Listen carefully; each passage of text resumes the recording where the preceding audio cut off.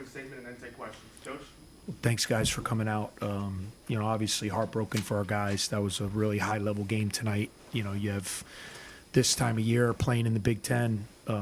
There's so many good teams. There's so many teams playing for a lot that, you saw two teams out there just leaving everything on the floor. And they made one more shot at the end of the day, and give them credit for that. They made 13 for 29. We made 12 for 29 from three. But I thought we played incredibly hard. I thought, we had a chance early in the game to extend our lead. When we were really defending them well, we were up, I think, 17-7. I felt we left some points on the table during that stretch. We were turning them over a little bit. We had some open shots. I thought it had a chance to be about 25-7, versus 17. But give them credit, then they hung in there. They're a good team. They're very difficult to defend with the way they're constructed. I mean, Pickett is such a unique player. He's really like a center in a point guard's body with great vision and, a playmaking guy that can literally, no matter who you put on him, he can back him down under the basket, and then they have incredible shooting around him. And so I thought in the second half, we didn't do as good a job as we did in the first half. We missed some rotations. We didn't talk on a couple switch outs. They call them ghost screens where guys run and kind of slip out. We got miscommunicated that led to Funk getting a couple shots there. And then give Winter credit, for him to step up and make the big shot to win it. And I thought Mahafy's play, was an incredible hustle play. I thought we had a pretty good defensive possession. We forced Pickett into a tough shot. He missed it, and then we just couldn't get the rebound. I got to look at it. I haven't seen it yet on film, but, give Mahafy a lot of credit. He got in there and he willed it, and they sprayed it out, and Winter hit a big shot. So, for us, we just have to stay resilient and keep fighting, keep playing.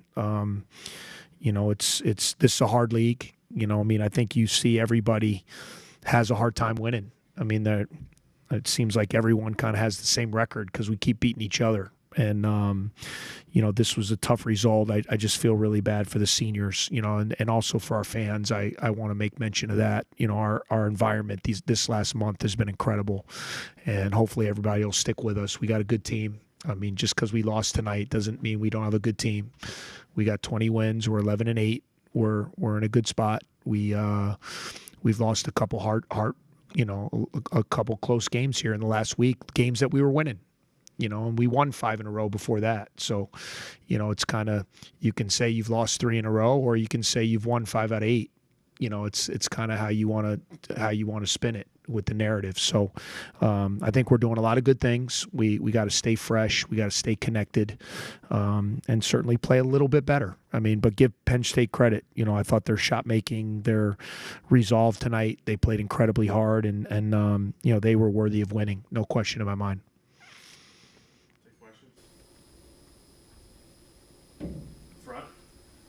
Coach, tonight, Chase, only 2 of 10, 6 points, but you have Brooks come off the bench once again with 19 points. What have you seen from Chase as he's kind of struggled, and then also from your bench to come off and give that big lift when Chase is not at his best, and has to compliment them? Yeah, I felt for Chase because I thought he was playing really well defensively, and honestly, I thought he had in the second half, he had some tough luck. He made a really nice move to the middle of the floor, had like a little floater right at the basket, kind of was in and out.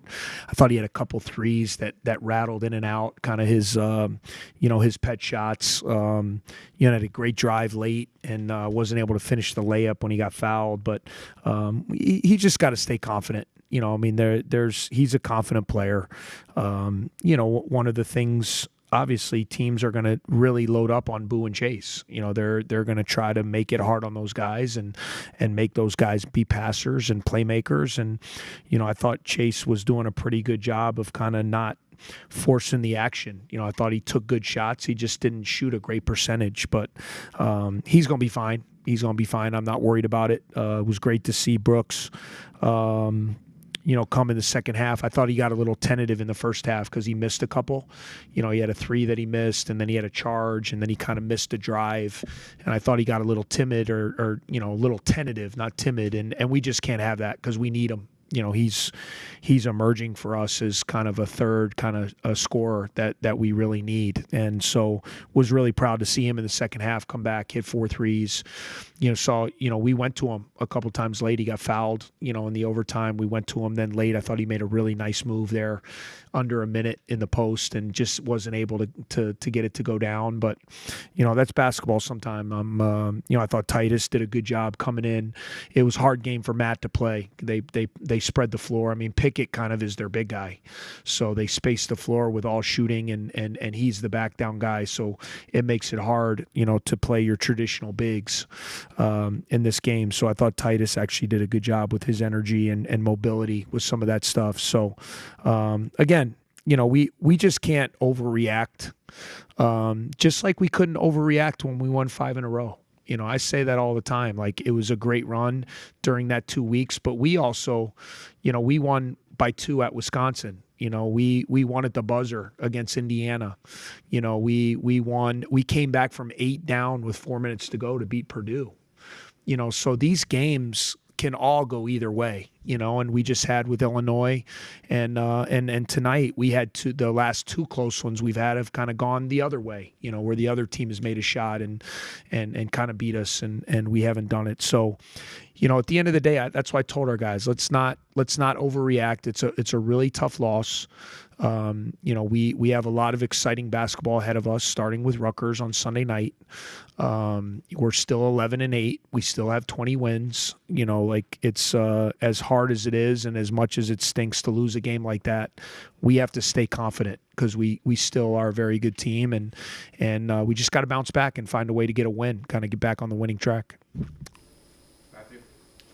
This is a senior class that I'm sure means a lot to you, and you've been Yeah. through a lot with all of these guys. What was it like to have that moment before the game, giving them and their families hugs? And Yeah. just those interactions. Yeah, I mean, senior nights are always emotional, but especially tonight, I'll be forever indebted to, Titus coming here this year has been a great addition. It's not easy as a grad transfer when you come in, especially we had a lot of guys back, and you come in and the way he's fit in with our guys and has been embraced. It's been great having him, and he's really helped us. The other 4 guys are guys that have been with us for 4 years, and it was interesting. I was actually thinking earlier when you think about guys' journeys, their first game as freshmen, they lost a home game to Merrimack, and there was nobody in the building. And for their last home game and many of their, for them now as seniors, it's like the true kind of journey story that you see where, they went 3-17 as freshmen in the Big Ten. And now they've got 11 wins. They got 20 wins. They've beaten ranked teams. Every game is sold out.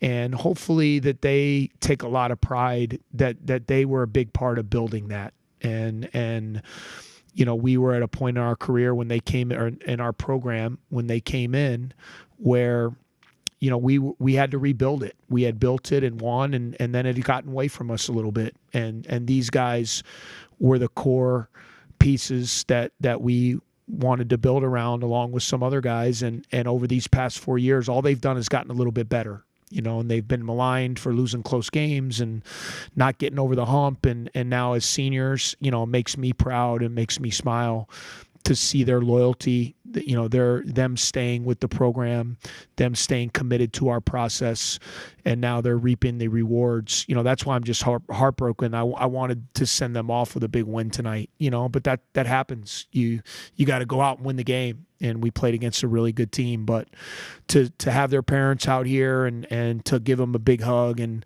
let them know how proud I am of them and what they've accomplished was definitely special for me.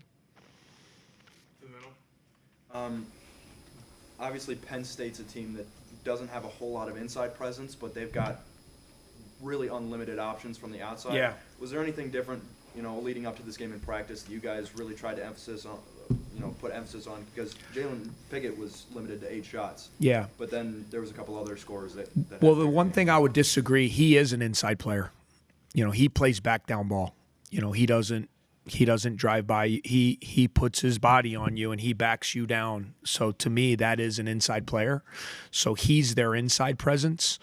And then they've done a really good job of surrounding him with elite shooting, bringing in Funk, bringing in Winter, those two kids as transfers. Everybody knows how good Lundy's been in his career. Dredd can make shots. So they spread those guys, and their inside threat is Pickett, which is unique because he's their point guard. So that's where it's a little bit different. And you got to be really smart. You got to be really dialed in because he can really pass, and you run the risk because he's so big and strong. If you let him just back down, like he had 41 against Illinois. So you got to kind of figure out what you want to do. I thought in the first half it was a nice balance for us. We were doing a pretty good job limiting his attempts. We were getting some turnovers, and they only had 3 threes. The second half, give them credit. Like they got him in some different positions in the middle of the floor.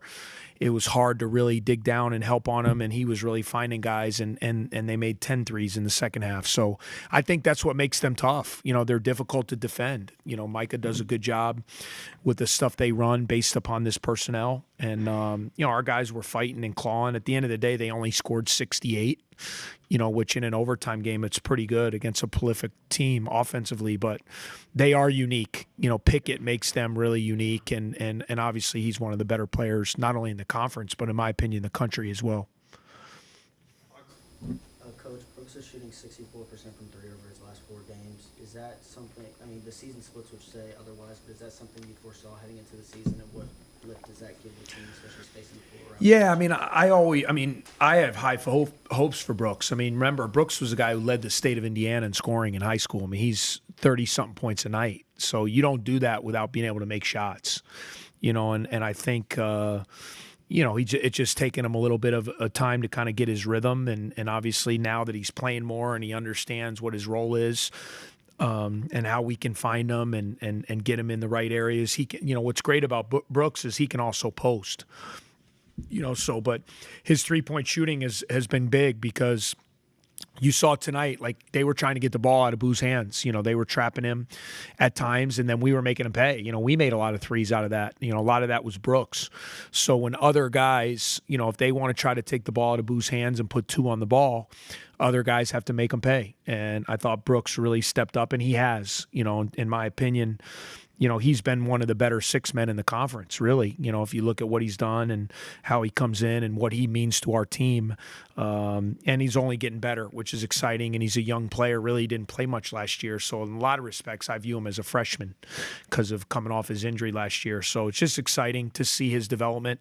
And obviously he's going to be a huge part of not only the future, but what we're doing here the rest of this year. We still think we have a lot of ball to play. So we're excited to see how he can continue to improve the rest of this season. One more from the back. You mentioned how Pickett is in many ways their inside player in this defense. One of his staples has been the post trap.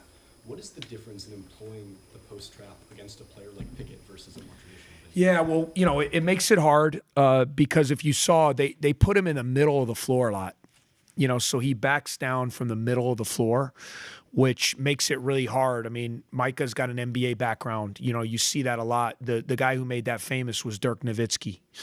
Dallas used to do that. They put him right in the middle of the floor, and then you surround him with shooters, and it's hard when it's in the middle of the floor to double team. You can effectively double team when you can get the ball to the side of the floor. And I think you saw in the first half, at times when we had it on the side, we were able to get some help. We were coming from some different angles and still trying to attack him. And that's why he didn't have a lot of shots. But he was, obviously a willing passer, and he's a playmaker. And in the second half, they had him mostly in the middle of the floor, which is a lot more problematic because then if you're coming from either the top or the side, it's very difficult to rotate in that situation. And he was able to find some shooters and give them credit for that. Guys, thanks. All right, appreciate it, guys. Thank you.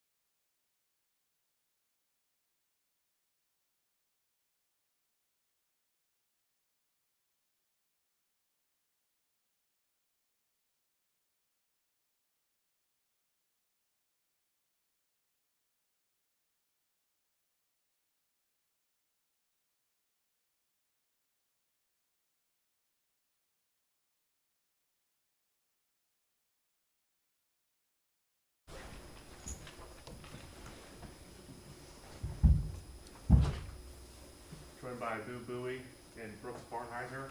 We'll go right into questions. The front. Boo, 4 years now as a 4-year starter. What did senior night mean to you? It meant a lot, you know. It was special, just being through everything that I've been through over my last 4 years, and then finally playing my last game in Welsh Ryan during a winning season. You know, I've never been 11 and 8 in the Big Ten after 19 games. I mean, I wish we could have pulled out the win. Proud of my guys for how hard we fought. I'm gonna miss this place though. It's special. It's a lot of special people here. A lot of people who care about you. And over these last 4 years, it really became my home. I don't really know anything different. Yeah, I'm just proud of my team. And Coach Collins mentioned, Boo, that your first game was against Merrimack at home, lost that one with nobody in the stands. Did you take a second to look around the stadium during the game and be like, damn, I built this. This is sold out crowd, winning season. I would like to say that I was a part of building it. Credit to my teammates because, you know, they helped. But, yeah, you know, it's special and it's kind of rewarding. You know, I put in so much work. My guys put in so much work. People have been doubting me my whole entire life. And this year, you know, it has just been it's been a blessing, you know, just to finally show everyone since I was like 12 years old, all these people, their judgments and their aspects of my basketball game and my career and how my career was going to go. You know, just to be able to prove all of them wrong, looking back on what they said, you know, and thankful for just Northwestern University giving me the opportunity to come here and be myself. Just going off of your comments, talking about it being your senior night, I just want to confirm, based off COVID eligibility, is this really your senior year? This will be your last year at Northwestern? I'm approaching this as my senior year. I'm kind of just living in the moment, you know, one game at a time. I haven't really thought too far outside of the season. You know, I just want to finish the season strong, and then, you know, I'll get together with my coaches and my family and, you know, decide what's the best option. Alex. Brooks, you've hit double digits in scoring in the last 4 games, shooting 47% from the field, 64% from three. Can you just talk about what's kind of allowed you to kind of blossom as a scorer so late in the season? Yeah, I think that kind of with Boo and Chase being like, you know, having the great years that they're having, a lot of people trying to take the ball out of their hands. And like for guys like me and like everybody else who comes off the bench, or even just like Ty and Robbie, we kind of just really have to be aggressive. So teams can't really help off that much because like for us to go, Boo and Chase have to go. You know, I just kind of, you know, try to do my job. Like if I'm open, I got to shoot and I got to be aggressive, try to take the pressure off these guys. That's just kind of my mindset has been the last few games. And it's kind of like if they're going to keep doing that, I kind of keep being aggressive. And hopefully we can, you know, get these wins these next few games. But, yeah, just got to keep doing what I'm doing. To the left. Boo, Coach was talking about the team's confidence level. Where is it at right now? I know it's tough losing 3 games down the stretch here, but I mean, the heartbreaking loss today. I mean, yeah, it's the Big Ten.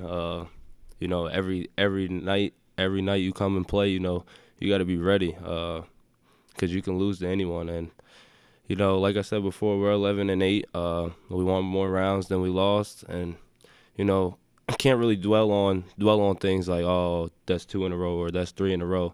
You know, kind of just keeping that one game at a time mindset. And once it's past you, it's past you. There's no going back. There's nothing you can change. So you might as well not dwell on it and just really put all your attention and all your focus towards the next game. And that's what we've done a great job of all year.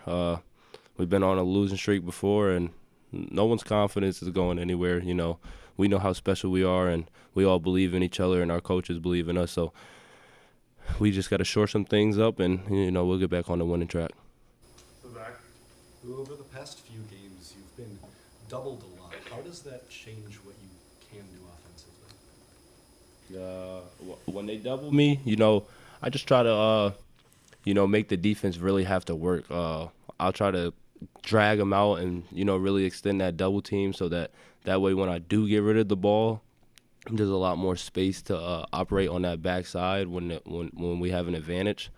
But, it's really just being selfless, like believing and trusting in my teammates. I believe in them more than anything, and it's not going to be good if I'm trying to take on double teams and triple teams. I got to get rid of the ball and, just trust that they're going to make a play, and they have, But like I said, we need to shore up some things on the defensive end, and we'll be all right.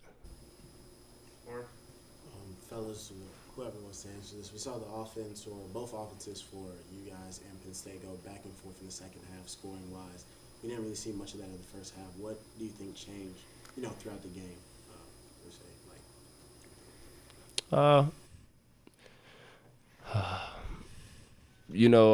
I think we did a really good job in the first half of guarding them, running them off the line.